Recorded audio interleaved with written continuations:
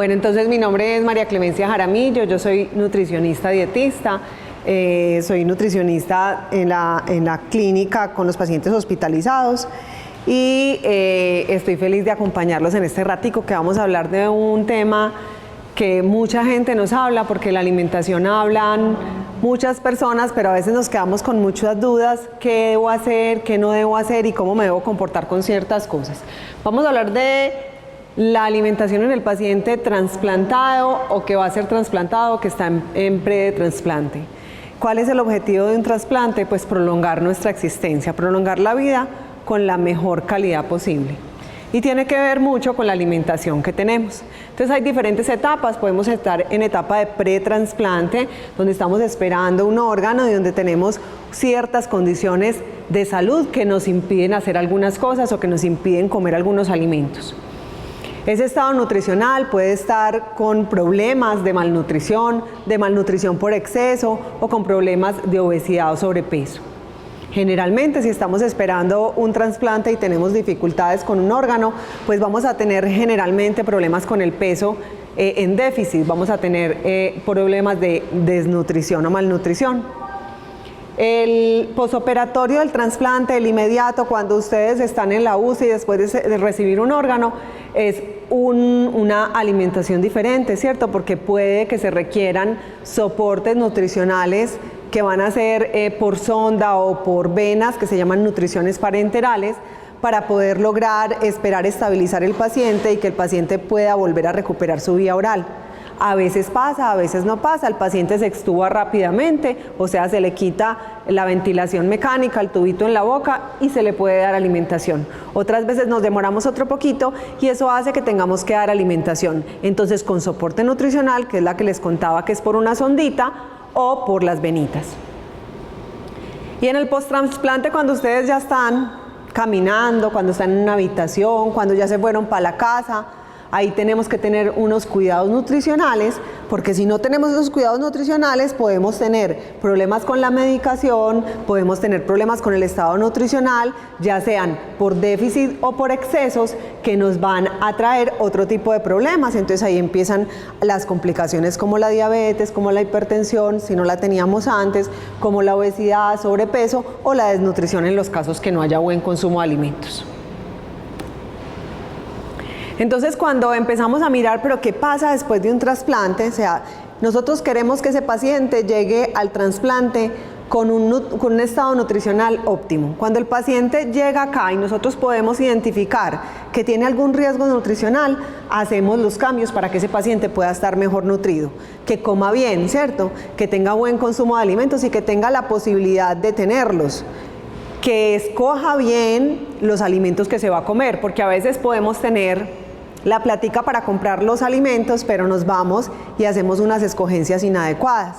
A veces los pacientes me dicen: ah, no, pero es que yo no tengo plática para comprar aceite de oliva, por ejemplo, ¿cierto? Y yo les pregunto: ¿y compras Coca-Colita en la casa cuando es algo especial? Sí, claro, ¿cierto que sí? ¿Compramos Coca-Colita? Sí. ¿Compramos otras cositas que son de alto costo?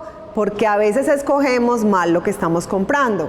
Con respecto al aceite, compramos aceite de los otros, que son mezclas vegetales, que no son buenos para nuestro corazón y nuestro organismo, porque utilizamos demasiado aceite. Entonces me dicen: no, sale muy costoso. Entonces, si me sale muy costoso, si yo evalúo que en mi casa me sale muy costoso, es porque estoy utilizando demasiada cantidad de aceite y claro, me va a salir carísimo.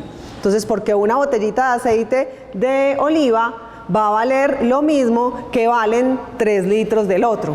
Entonces, si me gasto 3 litros en un mes, quiere decir que estoy gastando mucho aceite. Me podría comprar la otra, que es un solo litro, y que voy a dejar de hacer frituras. Entonces, miren que a veces nuestra mente nos juega unas jugaditas que son las que nos hacen tomar decisiones inadecuadas. ¿Listo? Entonces, una de las complicaciones más frecuentes que se presentan cuando ya tenemos un paciente trasplantado, que ya está en casita o que están como ustedes aquí paraditos, ¿cierto? Que ya están listos como para irse, para enfrentarse a su vida. Entonces encontramos que a largo plazo los medicamentos o los malos hábitos de alimentación podemos tener complicaciones como la diabetes mellitus, o sea, el azúcar en la sangre. Si yo no tengo cuidados con ciertos alimentos y con los medicamentos que sí o sí tengo que tomar, voy a tener un riesgo de padecer diabetes. Entonces, si yo tengo diabetes, tengo mayor riesgo cardiovascular. Es uno de los factores de riesgo cardiovasculares y se me sube el azúcar en la sangre. ¿Yo cómo sé que tengo azúcar en la sangre? Sé que tengo azúcar en la sangre si me hacen exámenes como la glucosa en ayunas o la hemoglobina glicosilada, que son los exámenes que nos van mostrando cómo se está comportando el azúcar que circula por nuestro cuerpo. Entonces, si yo tengo diabetes, me dio diabetes después del procedimiento, lo tenía antes, tengo mayor porcentaje de riesgo en la pérdida de ese injerto, de ese órgano que me trasplantaron. Entonces, por eso es tan importante que cuando yo tengo un trasplante, yo tengo que cuidar mi alimentación de los azúcares. Los azúcares que son azúcar, miel y panela. Que el azúcar morenito porque es mejor, ¿cierto? Entonces dicen, no, es mejor. Ojo, el azúcar es azúcar, sea moreno, sea blanco, sea traído del Himalaya, sacado de yo no sé dónde, es la misma cosa, igual que la miel. Entonces me dicen, pero no, es que yo soy diabético, pero es que la miel que a mí me traen es orgánica. Exactamente se va a comportar igual en nuestro organismo. Entonces, por eso es tan importante no consumir azúcar, miel o panela si tengo riesgo de diabetes o si ya lo tengo.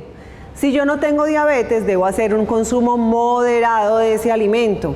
Lo que pasa es que esa moderación a veces se nos pasa y ya no es moderado, sino alto el consumo. Y consumir azúcar es muy fácil. Si ustedes miran dónde hay azúcar en lo que nos comemos, que venga en paqueticos, viene en todas partes. Entonces, así no le echemos azúcar al café, así no le echemos azúcar al jugo, el azúcar está en muchos alimentos que son industrializados. La obesidad, ¿cierto? Hay muchos pacientes que terminan trasplantados y terminan obesos. Muchos factores, ¿cierto? Porque a veces nos quedamos más quietos por los medicamentos que estamos tomando, que se tienen que seguir tomando, porque empezamos a hacer consumos inadecuados. Cuando un paciente sale de trasplante, sobre todo cardíaco, del corazoncito, nosotros decimos, tranquilo que se va a comer el mundo. Y ustedes salen de un trasplante de corazón con ganas de comerse el mundo. Es así. Entonces, cuando están enfermos y tienen su falla cardíaca y están muy deteriorados, antes del trasplante no les provoca nada. Se llama caquexia cardíaca. No quieren comer nada y nosotros aquí somos intentando que coman. Lo trasplantan y eso ya es otro paciente. Es el paciente que se va a comer relativamente el mundo. Entonces ahí tenemos que tener cuidado porque después del trasplante empiezan los problemas de ese paciente que estaba con bajo peso a tener obesidad o sobrepeso. Que es muy importante no creerle a todo el mundo. No hacer dietas que llamamos dietas fadistas. Son dietas que son falsas. A uno le dicen mucho las de las revistas, la piña, el tomate, la dieta de las grasas, que se llama la NASA, las dietas que solamente se puede comer hasta unas horas. Esas dietas no pueden hacerlas los pacientes trasplantados, ¿cierto? Entonces cuando les dicen, no, entonces mejor haga ayuno terapéutico, ojo, porque son dietas que se pueden manejar con una nutricionista, con un seguimiento, pero no son para todo el mundo y no la puede hacer todo el mundo. Entonces no podemos creerle a la gente por ahí en el corrillo para que nos digan qué es lo que debemos hacer con la alimentación. Entonces es muy importante consultar donde el nutricionista, pedir la cita con la EPS, si veo que me estoy subiendo de peso o si veo que me estoy bajando, para poder que haga seguimiento con la nutricionista.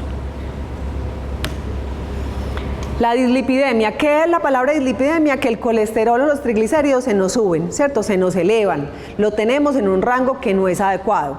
Cuando yo tengo el colesterol, los triglicéridos, lo que nos llaman el colesterol bueno o el colesterol malo, en las cifras que no son adecuadas, yo puedo tener problemas, mayor riesgo cardiovascular. Entonces es muy importante que tratemos de hacer unas modificaciones alimentarias que nos permitan tener esos parámetros en rangos de normalidad. Hay unas que están relacionadas con la medicación y como yo les digo, no podemos darle toda la culpa a eso, ¿cierto? Sino que también tenemos que mirar qué me estoy comiendo. Cuando ya a mí se me está subiendo el colesterol, tengo un colesterol elevado, que generalmente es el LDL, que es el colesterol que nosotros llamamos malo, es el colesterol que debemos tener más bajito, es cuando estamos consumiendo muchos alimentos que contienen grasas saturadas. ¿Dónde están las grasas saturadas?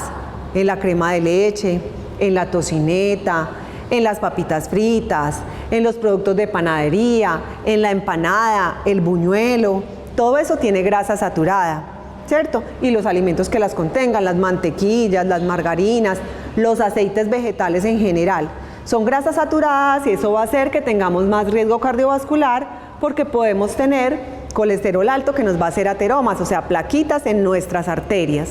Entonces es muy importante tratar de disminuir. ¿Que nunca me puedo comer unas papas fritas? Claro es que sí me las puedo comer, pero no me las puedo comer todos los días.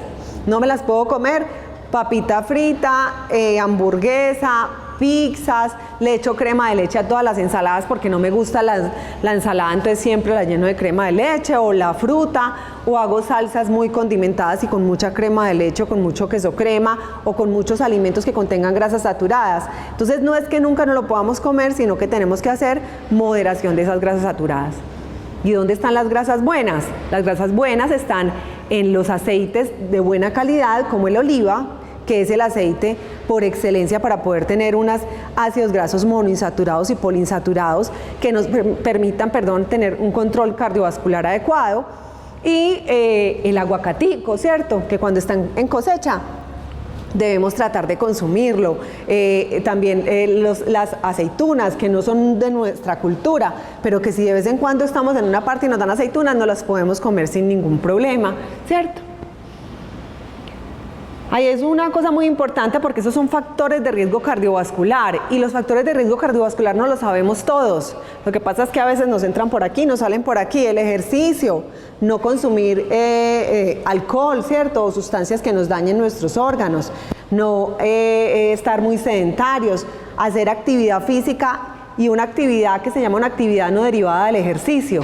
Si nosotros estamos en la casita todo el día y estamos quietos, ¿cierto? Y nos levantamos y hacemos la terapia, o nos levantamos y hacemos la caminada que ya podemos hacer de media hora, digamos, al día, pero todo el día estamos sentados. Esa actividad física que estamos tratando de hacer, muy juiciosos, comprometidos, la tiramos a la basura si no somos activos durante el día. Eso no aplica para todo el mundo porque tenemos diferentes roles en nuestra enfermedad. Hay pacientes que se pueden mover más, hay pacientes que se pueden mover menos. Pero cuando ya estamos retomando a una vida normal, debemos hacer actividad física y movernos. La hipertensión arterial tiene mucho que ver con la alimentación porque comemos mucho sodio, ¿cierto? El sodio en la alimentación está en casi todas las cosas que son procesadas.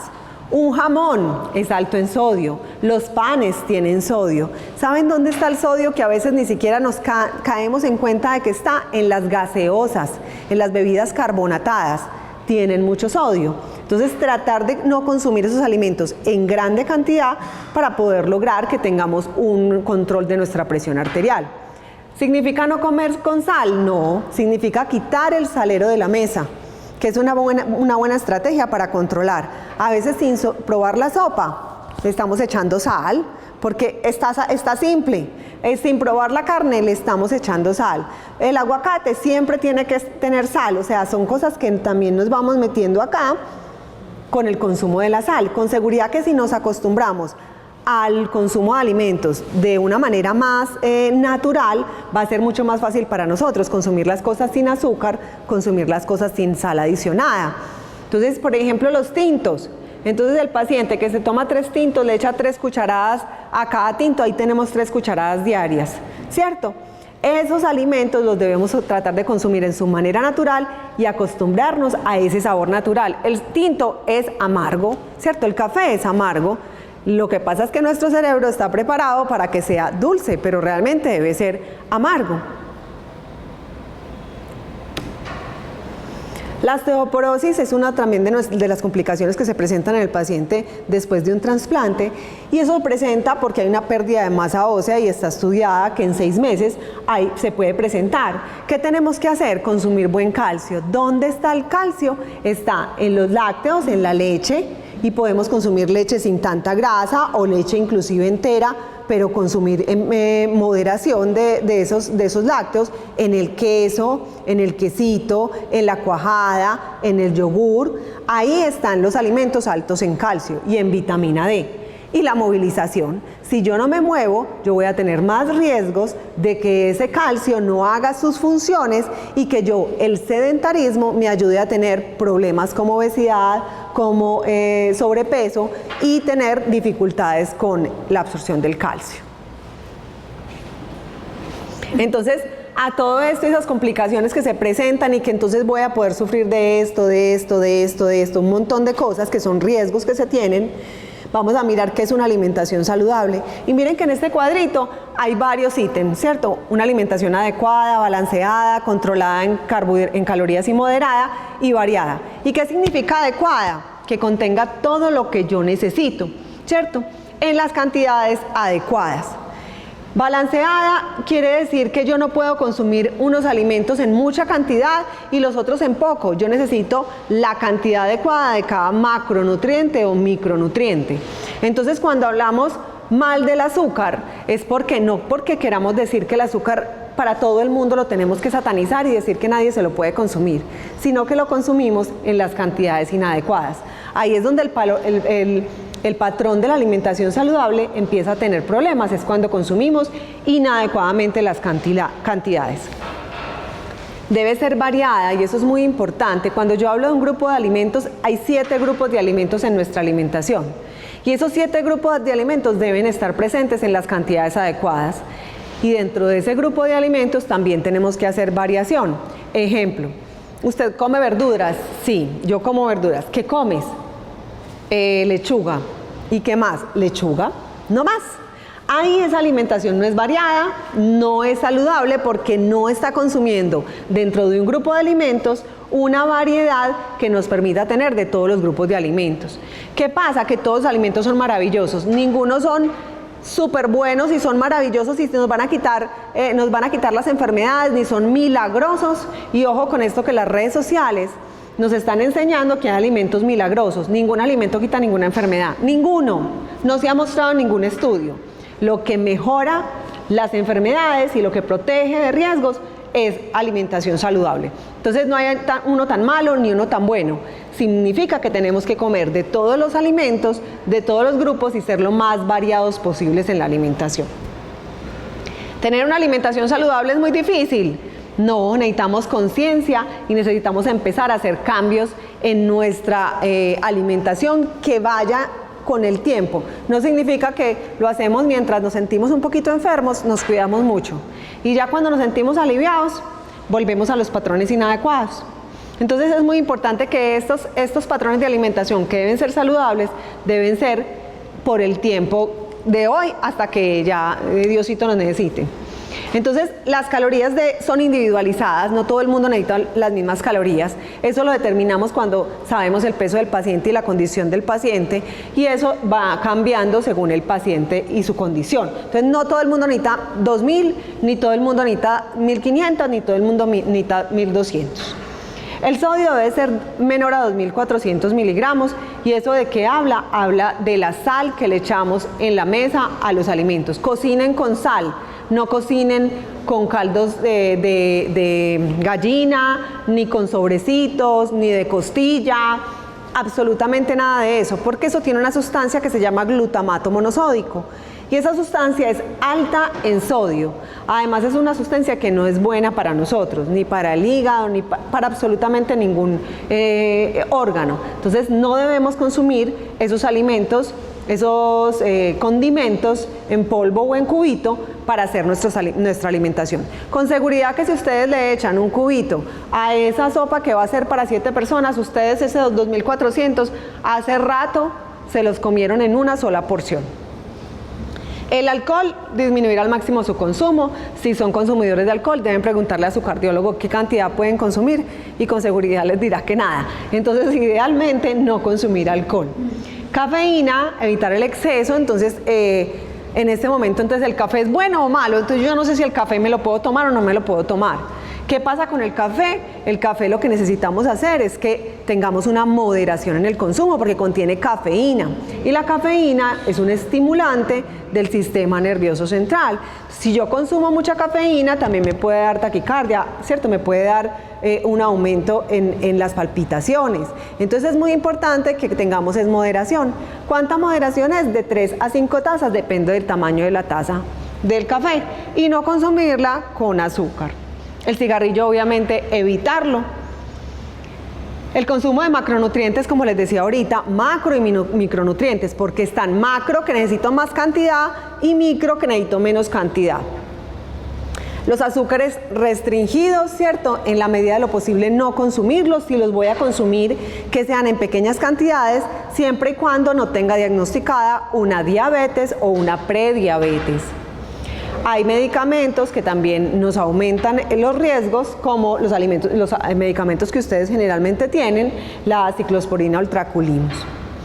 Las grasas, el colesterol, los triglicéridos se nos aumentan porque consumimos muchas cantidades de grasas inadecuadas, que son las que ya les conté. Entonces debemos tener grasas buenas, que son poli y monoinsaturadas, para poder contrarrestar los efectos de las otras grasas malas.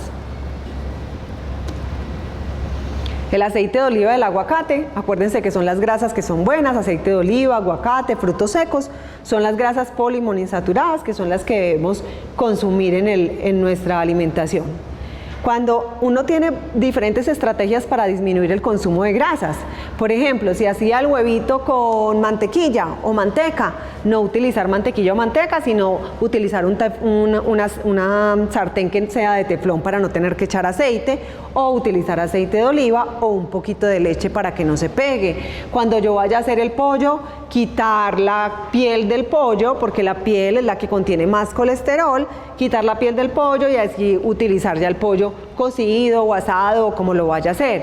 Si ya me lo sirvieron con piel, le puedo retirar la piel para no comérmela. Si yo estoy en la calle y me voy a comer algo de panadería porque no desayuné o me lo ofrecieron, pues al menos limpiemos con servilleta lo que nos estamos comiendo, con seguridad que eso no va a quedar en nuestras arterias, sino que queda en la servilletica, y tratar de no consumir ese tipo de alimentos. Si un alimento se nos pega la grasa de la servilleta o del papel donde esté, piensen en la arteria. Eso mismo va a pasar en la arteria de ustedes cuando se la comen. ¿Listo? La leche, preferiblemente tomarla descremada. Es importante que consumamos alimentos ricos en calcio, y los lácteos son los alimentos que nos proporcionan este nutriente. Los cereales, y cuando hablo de cereal no se imaginan el cereal de cajita. Cuando yo hablo de cereales estoy hablando de avena, de arroz, de maíz. Esos son los cereales que debemos consumir y que deben estar en mayor cantidad. No el pan, las galletas, las tostadas, porque esos son harinas refinadas que debemos tratar de controlar. Las verduras y las hortalizas son muy importantes consumirlas. A veces no consumimos las cantidades adecuadas y nos da susto, ¿cierto? Porque somos trasplantados ya y nos da dificultad, nos da miedo, ¿cierto? Pero en casita las podemos limpiar muy bien y nos las podemos comer sin problema. ¿Cuándo les digo que no coman ensalada? Cuando están en la calle. Si ustedes van a un restaurante y ya son trasplantados, no deben consumir ensalada porque no sabemos cómo fue manipulado ese alimento que no tuvo cocción. Entonces, esos alimentos en la calle no se deben consumir para el paciente trasplantado. Y las frutas son muy importantes, tampoco consumirlas en la calle, el mango de la calle, la guayaba de la calle, porque va a tener el mismo riesgo de contaminación. Y en el paciente trasplantado vamos a tener una inmunosupresión que no nos va a permitir defendernos como de esa entidad que de pronto nos estamos consumiendo, y podemos tener una complicación relacionada con esa bacteria que nos comamos. Que es muy importante la manipulación de los alimentos en la casita. Limpiarlos muy bien, los que tenemos que limpiar, ¿cierto? Por ejemplo, no lavar el pollo. El pollo no se lava porque el pollo puede estar contaminado por una bacteria que si se lava salpica toda la cocina, no nos dimos cuenta y contaminamos todos los otros alimentos. Entonces el pollo debe ir de la nevera a la olla inmediatamente. Si va a tener contacto con cosas de la cocina, debemos limpiar muy bien todo lo que tuvo contacto ese pollo. Por ejemplo, con el pollo. Con el huevo, Los huevos no se pueden lavar, los huevos se guardan limpios. Si de pronto están suciecitos por fuera, que a veces los compramos y están con plumitas o con rila de gallina, cogemos un pañito y los limpiamos. No los podemos lavar porque al lavar el huevo, la cáscara del huevo es porosa. Y si de pronto hay alguna bacteria, que generalmente es la salmonela, se entra al huevito y ustedes después se comen el huevito. Entonces es muy importante no lavar los huevos cuando llegan a nuestra casa. Si de pronto lo vamos a lavar, quiere decir que lo debemos consumir inmediatamente. O sea, se lava el huevo y se consume inmediatamente. Pero la recomendación es que no las lavemos. Lavado de las manos muy importantes para ustedes, para el que hace la alimentación antes de consumir, porque nosotros tocamos muchas superficies y si vamos a comer algo con la mano, ahí pueden ir contaminantes que nos vamos a consumir directamente. El agua, si yo vivo en Medellín, que el agua es potable, yo no voy a tener tantas dificultades. Pero si yo vivo en un municipio, si vivo en un pueblo, el agua debe ser hervida o debe ser de dispensación pues comercial. ¿Por qué? Porque no podemos consumir aguas contaminadas. Las verduras, las frutas se deben lavar antes de guardarlas en la nevera y cuando las vamos a consumir. Eso es importante porque hay alimentos que nos comemos, hay frutas que nos comemos la cáscara. Entonces esas frutas son las que más tienen que tener cuidados para el consumo después. Con un banano no vamos a tener tanto problema porque no nos comemos la cáscara, solo nos comemos lo de adentro y no lo comemos inmediatamente. Pero con una manzana, con una guayaba, que nos vamos a comer todos, sí debemos hacer lavado con agua y jabón de ese alimento, igual que los vegetales. Ya hablé un poquito del consumo de restaurantes. En los restaurantes no debemos consumir las ensaladas y todos los alimentos que nos comamos deben ser cocidos. Quiere decir que no debemos comer sushi o cócteles de camarones que no contengan la cocción suficiente porque va a tener un riesgo para nuestra salud. Bueno, si tengo poco apetito, no tengo que sentarme con un plato gigante y el familiar a decirle a uno, coma pues. ¿Por qué no quiere? No le gustó, ¿cierto? Eso no le ayuda a nadie. Lo que tenemos que hacer es pequeñas porciones, más veces en el día, para poder lograr que tengamos un consumo adecuado de alimentos. Hay unas preparaciones que son con un poquito más de calorías y más densas proteicamente. Esos alimentos son los que debemos escoger cuando tenemos poquito apetito.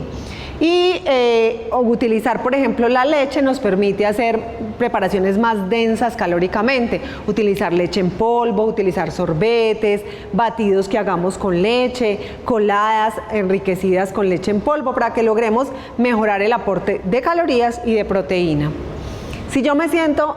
No es este caso de que no quiero comer y tengo poco apetito, sino que yo tengo muy lleno todo el tiempo. Yo quiero comer, pero me siento muy lleno, muy lleno, muy lleno. Que eso también puede pasar. Eso se llama plenitud. ¿Y qué es? Comer poquitas cantidades, alimentos que no tengan mucha grasa, porque la grasa me va a aportar, me va a disminuir el vaciamiento gástrico, entonces voy a estar más lleno más tiempo. No sé si a ustedes les ha pasado que cuando ustedes se comen algo que tenga mucha grasa, un chicharrón o un sancocho muy grasosito, quedan muy llenos mucho rato. Es porque la grasa disminuye el vaciamiento gástrico. No consumir muchos alimentos que yo ya sepa que me van a crear gases. Frijoles, lentejas, garbanzos, ¿cierto? Que generalmente crean gases. Y algunas verduras, identificar cuál me cae a mí mal. No a todo el mundo le cae mal el brócoli. Hay gente que le cae mal, hay gente que no. Entonces no debemos quitarle a todo el mundo todo porque a unos les cae mal y a otros no. Pero nosotros los trasladados es recomendable el consumo de trigo, lo que está diciendo garbanzo, todo tiene un equilibrio también durante una semana, que sea una o dos porciones en semana o puedo consumir. Las leguminosas son alimentos fuentes de carbohidratos y de proteína. Y también tienen mucha fibra. Son muy buenos porque no son alimentos que no podamos consumir por alguna razón. Como son fuente de proteína vegetal, los podríamos consumir 3 veces a la semana, 4 veces a la semana. Si yo no consumo muchas carnes, por ejemplo, podrían ser. Si yo no soy muy amante a las leguminosas, puede ser una vez a la semana y variar en frijol, lenteja, garbanzo, al que le guste más y que le caiga bien. Pero es un alimento que podemos consumir sin ningún problema. Si tenemos problemas de sobrepeso o obesidad, tener en cuenta que si yo consumo mucho, vamos a tener más carbohidratos ahí, ¿cierto? Pero de una manera moderada lo podríamos hacer sin problema. No podemos, si yo me siento muy lleno, no puedo pasar con agua o con jugo o con lo que esté pasando, porque entonces voy a estar más lleno y voy a desplazar la alimentación por los líquidos. Si presento náuseas, no por los medicamentos o por mi condición clínica, es muy importante que tratemos de consumir los alimentos. No, una de las estrategias que funciona muy bien con los pacientes con cáncer o los pacientes, las embarazadas, es no mezclar los alimentos sólidos con los líquidos, ¿cierto? Sino tomarlos aparte, y eso disminuye un poquito la sensación de náuseas. Y consumir alimentos fríos. Si tengo ganas de vomitar, tratar de tomar algo muy frío y eso me va a disminuir un poquito la sensación de náuseas. Cuando tengo problemas con el gusto, que todo me cambia o que me saben diferente los alimentos, puede estar asociado a medicamentos, entonces tratar de usar especias o tratar de usar hierbitas en la alimentación para que sea un poquito más aromatizado lo que nos estemos comiendo y no simplemente sea, por ejemplo, el pollo, sino echarle especias italianas o especias que las venden en bolsitas que no tengan sal, que lo podemos consumir sin problema. Las venden en bolsitas secas o las podemos encontrar en donde venden los vegetales, también frescas. Eso tiene muy poquito costo y nos va a ayudar a que nosotros tengamos un mejor consumo de alimentos. Una pregunta. A mí la carne no me gusta, pero ahorita que se está hablando de los camarones, a mí me encantan las ostras, el caldo, el pulpo, como lo que a mí me gusta. ¿Qué yo puedo volver a comer eso el día de mañana? ¿Qué pasa? Que dentro del grupo de las carnes están carnes, pescados y pollo, ¿cierto? Ese es el grupo de las carnes. ¿Se acuerdan cuando yo les decía la alimentación saludable debe contener de todos los grupos? Si tú consumes alimentos crudos que tengan que ver con lo que te estás comiendo, no los puedes consumir. Crudos, no. Y no debemos consumir mucho de ese tipo de alimentos, o sea, pescados todos los días, sin los otros grupos, porque los pescados generalmente están contaminados de metales pesados. Entonces, si yo consumo todos los días pescado, puedo tener un exceso de metales pesados en mi organismo y tener una intoxicación posterior. Por esa razón, no podemos consumir todos los días pescado. ¿Cómo? Con gusto. Entonces, si tengo problemas con el gusto, utilizar eso. O tener de estos caramelitos duros o de estos como menticas para poder lograr que eso me cambie ese sabor. Yo no me puedo quedar comiendo caramelos masticables todo el tiempo porque entonces ¿qué voy a tener? ¿Un exceso de qué? De azúcar. Entonces hay que tener cuidado a veces cuando por mejorar una cosa empeoramos otra. Entonces eso puede ser temporal. No sé si tienen alguna otra pregunta.